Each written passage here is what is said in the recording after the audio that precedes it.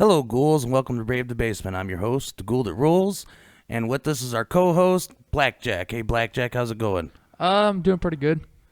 So if you enjoy getting a little scared, haunted houses, ghost stories, then this is the show for you. So today we have Snowman with us, and Snowman has had some experiences he'd like to talk about. So we was talking briefly before we started recording, and he said that this took place in, Donaldson, Indiana. Is that right? That is correct. Okay, so in Donaldson, Indiana, you said that there is an abandoned building. So why don't you tell us about the abandoned building and experiences that you had? Anyway, it's off an old county road in Donaldson, and you go ahead and you make a right turn into this single lane of asphalt that has trees on either side of the road. It kind of makes a tunnel with the branches and everything. It's about a quarter mile, half a mile long, so it's just creepy to begin with. And the asphalt's really rough, so you got to drive really slow. It doesn't really help the scenario moving that slow in an area that creepy with, a 200-year-old house at the beginning of this driveway. So that also looks creepy. What time of year was this? Was it what season would it have been? Oh, this would be probably at the strength of full autumn. Okay, so you're just starting in the fall. It's already going. Leaves are already falling. Okay. Yeah, leaves are just beginning to fall. You've got that nice golden, orange, and yellows and reds all in your trees, just to really give it that nice little pop. Okay, so you guys, how many was in the car? There was 3 of us all together. All right, so you guys are pulling up to this building. You already got a kind of creepy vibe going there. What was the reason that you went to the building? Well, we had heard about it on a Facebook post that this place is creepy, but at the same time it looked really cool. We weren't really into the whole supernatural gig to begin with. We just really thought that it'd be cool to explore this abandoned architecture. So there was no backstory really that you guys knew, any history, just you read something on Facebook, someone said, hey, this place is pretty cool and creepy, come check it out? The only thing we knew about it was that it was a Catholic seminary at one point in time back in the 70s. That was the only thing that we really knew about it, and that it was no longer in service. So you guys pull up, you're there, you're checking it out because you heard about it on Facebook. And so what happens once you go inside the building? Not a lot happened. We get up to it, and there's this big, broad brick structure right in front of you. I mean, it's a pretty massive building. You walk right in. The first thing that you see are like some tiles on the floor, and there's about 10 or 15 steps that you got to walk up. You walk up those 10, 15 steps, and you've just got hallways on either side of you. You got one going straight, one going left, one going right, 15-foot ceilings. It's a big place. So you guys are just kind of rummaging around looking for things. Did you hear anything scary? Did you see anything? Did anyone experience anything while you were there? While we were there, yes, but not initially. When we just showed up, we were just kind of messing around. There was rocks, pieces of chalk, some other stuff that you'd find in a high school from the 70s. Just a lot of rubble. Everything was left in. Did you guys bring any Ouija boards or anything like that? No, the only thing we brought was just some flashlights, some water, some pop. Nothing out of the ordinary. Okay, so after you guys are just kind of walking around this place and checking it out, what brought you here today? Well, not just me, but my friends as well experienced some spooky-ish activity that went on there. So when you say spooky-ish activity, did you guys see anything? Did you hear anything? Tell us what happened. Okay, so we were on the second floor, and now mind you that this building is in the shape of a T, a really big T. The part running horizontal was all of your classrooms and your bathrooms, locker rooms, stuff like that. Now on the forward part of the T was a worship area, like a big church room. So it has, the pretty hand-carved wood. It's got a big organ. It's got a big statue of Jesus, or not necessarily a statue, but like a cross. It's got what you'd typically see in a Catholic church. We were on the left side of the initial T, so we're in the classroom areas. In a classroom, just playing around, looking at stuff, looking out the windows, checking out the other structures that are around the building itself, because there was more than just the school that's there. And there happens to be a spider coming down from the left side just to add to this. So not only is this show called Brave the Basement, but it is literally recorded inside the basement. So what so you guys were on that side of the building. Yes. Okay. So what did you experience with the paranormal? Okay, so at first as I said, we were rummaging around through just garbage. There wasn't really anything of notable value there. And we heard some weird noises that come from the complete other side of the building. But since the ceilings are so tall and the hallways are so wide, the place has a really nice echo. So, it makes it spooky. We were hearing some stuff moving around. We're thinking, it's a raccoon, a squirrel, what have you in nature. And then my buddy said he wasn't feeling too good. So what do you mean he wasn't feeling too good? Just feeling like physically not feeling good, or creepy? I got a really bad feeling about this place. Like feeling tension, like how we talked about in another episode. We talked about that tension you had back in the house. Right. So is that the kind of feeling that he was having? Yeah. He was having about that feeling. He was a little nauseous, but at the same time, he felt cold. He didn't really know. He didn't feel safe anymore, is what he was after. Okay, so you have a friend that has a strange feeling, not feeling good, a little nauseous, said cold, not feeling safe. Okay, so then what happens? So he was over at the window just trying to calm down, get some fresh air.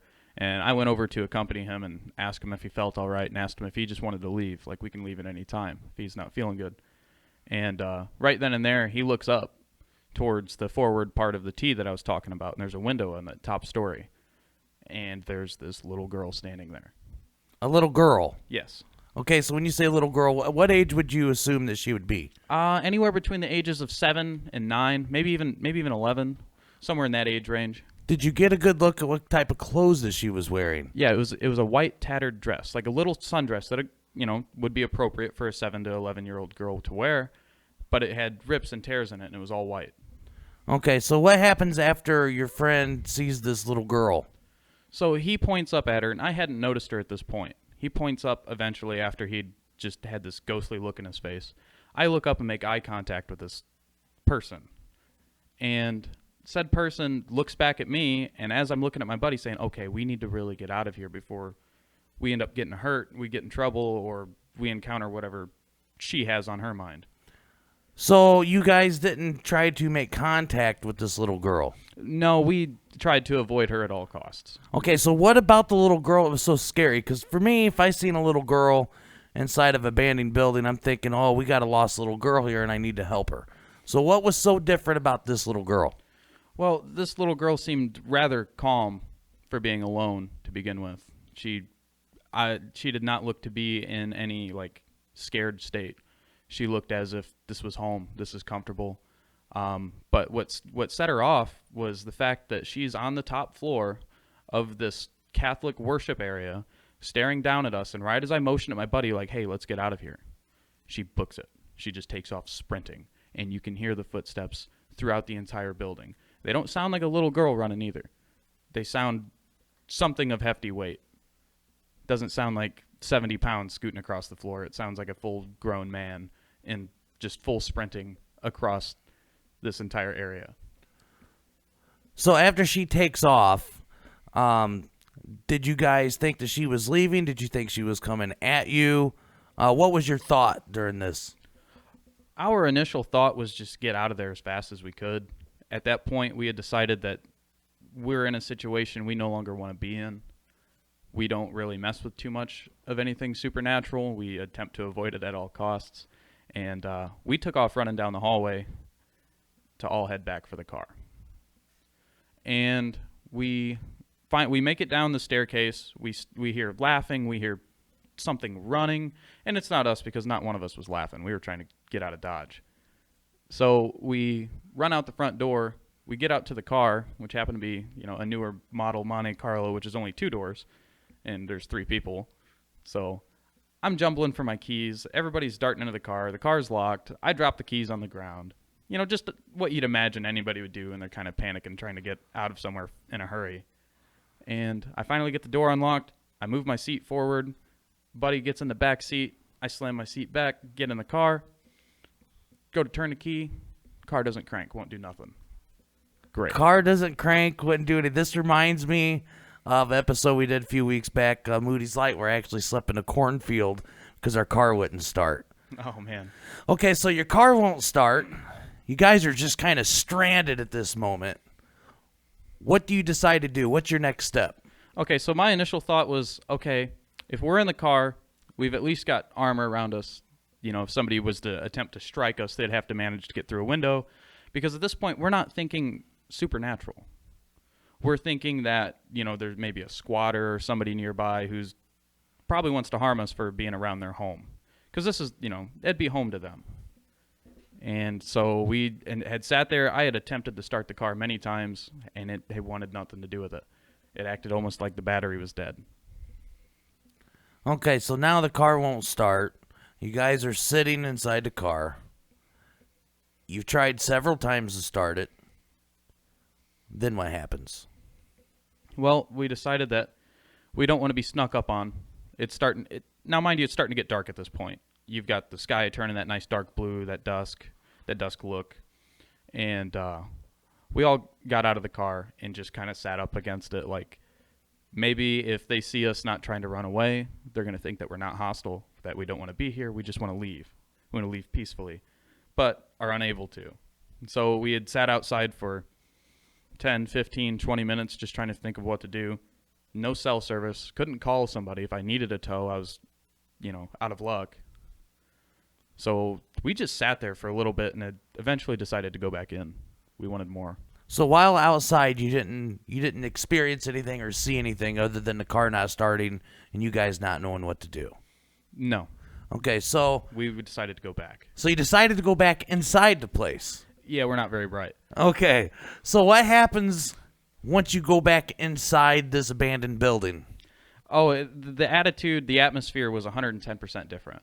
At first, we walked in thinking that, you know, we're the biggest, baddest guys walking around to this abandoned area, that nothing can touch us. We're invincible. The attitude was nowhere near of that going in the second time. So you were a little more humble the next time walking in this building. Much more humble, much more alert. Everybody's on their toes, just waiting for somebody to jump out of a corner, to jump out of a room, a closet, a bathroom, what have you, to just jump out and scare us. So we stuck together. We kept it pretty tight and decided that we were going to go search areas that we hadn't seen yet. Okay, so while searching other areas, did anything else happen? Oh, most definitely. It was an action-packed. There's been a few times we wanted to run but had nowhere to go. So tell the listeners what. So you said you went to other area of the building. And so what happened when you started exploring more? What did you guys see? What were the experiences that you had? Well, we wanted to go in to the forward part of the T that I was talking about, the worship area of this Catholic setup, because that's where we had seen this little girl. There was many thoughts and discussions going amongst us, you know, hey, what if that is, like you were saying earlier, a lost little girl who is missing, and this is where she belongs, or this isn't where she belongs. So we go into this worship area, and the ceiling's, of course, extraordinarily tall. I mean, it's 3 stories tall with nothing between you and the ceiling. You walk in, you've got benches on either side, you've got the big worship area. There's somebody spray painted a big American flag over top of the cross. And there was a catwalk that ran across the building in kind of like a big U shape. So the catwalk was on every part of every wall except for the worship wall, the most west part of the building. And as we're going through there's some laughing, there's stuff falling down, you can hear things being shuffled around, footsteps, and there wasn't just one set of footsteps. There was a light set and a heavy set, and they weren't together either. So when you say they weren't together, you mean coming from the same area? Right. They weren't coming from the same area of the building. You could tell that one was on the north side of the north wing. You could tell one was on the south wing. But there seemed to be 2 different sets of footsteps across that building. So what did you guys do during all this? Did you just keep exploring, or did you guys start planning an escape out of there? What was your thought process? Well, our thought process it wasn't very good, to be honest with you. We were just so shooken up and scared that we were just trying to map this building out but at the same time wasn't going to let somebody stop us from doing it because we had really wanted to venture into this area. So we decided to go back into the student area to where the classrooms and the hallways were. And we go up the staircase. The staircase isn't bad. It's not all that creepy. You got some windows. You've got graffiti on the wall. You know, you've just got trash laying everywhere. We go up to the 3rd story because that's the highest. There's got to be something up there. And we're just searching classrooms, and classroom after classroom, everything just started looking the same. It's like, okay, this is actually kind of getting boring. Everything started to calm down. And then it was all calmed down until we found a ladder in a bathroom. This ladder was bolted into the wall, so it's not like you could move it. We found out it was roof access. Well, yeah, we want to climb that. So we all pile in this little closet and start climbing this ladder that's barely big enough for me to get through. If somebody was exceptionally heavyweight, they would not fit through this little hole at all. It must have been like some sort of a service door for whoever works on the roof of this place. Well, we get up to the top, and when you get up onto the roof of this place, you've just got a hole in the ground, and it's almost like a gravel, like this little pea gravel on top of the building. I'm not sure what kind of construction that is. But you're looking around, and you see the old gymnasium. You see the old dorm area to where they used to house their students. You see things out in the backyard near what used to be a pasture, I think it was. You just start seeing all this other stuff. But right then and there, we heard something thump the car. So you heard something, you guys were on the roof, and from where you were on the roof, you heard something hit the car. Yep, it made that sound of kind of like a boot, almost as if somebody kicked it. Can you see the car, or? Yeah, we went over to go check the car from the roof. So we ran across the rooftop, but we actually did it in a slower manner just so we didn't fall through this roof if there was a weak spot. We looked down at the car. We didn't see any damage, but at this time, the car is also becoming less and less visible due to a fog coming in and the sun going down. So now you got it getting dark, fog rolling in, you're in a creepy place, you're hearing things all around you, and you can't explain any of it. So this is a perfect setting for just all-around creepiness. Oh, yeah, it was exceptionally creepy. And then my one buddy, he actually did have cell service. Why we didn't call to get out of there at this point in time is beyond me. We should have just left. But he had found out from Google searching, and I'm not sure what website he got it from, but it found out that there's a tunnel system that runs underneath. There is a tunnel system. There is a tunnel system. I was going to talk about that in a little bit, but yeah, go ahead. But yeah, we didn't dare for that. That was too much. So there is an area out back to the west of this building, and there's kind of like a door that just comes out of the ground. You open up the door, you walk in, and it's just 45 degree angle straight down. You're going down a staircase into the tunnels. And the tunnels themselves are just no, wasn't a chance. Buddy goes, should we? Nope, not me. So how did you guys get out of there? How'd you leave? Well, after we were going around the building, everything's got heavy vegetation around it, trees, shrubs, what have you, pines. And we're moving, trying to get back to the front of the building, and we can hear something moving around in the grass. Again, we're thinking it's an animal. We're thinking there's really nothing out here. It's all in our heads. We're trying to get that into our head now that things have been calm. We get to the car, close the door. Everybody's in the car, and I'm like, all right, whatever.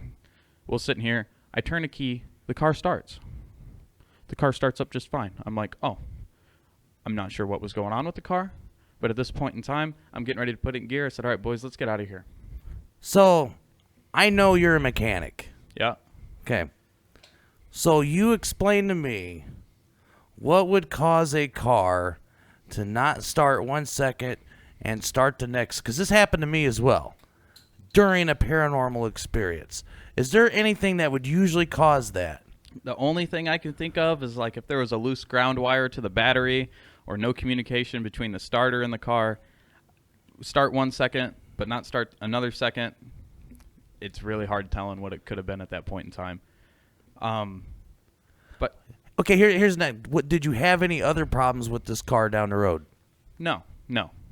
So this was the only time that this car done this. The one and only time this car had ever acted up on me.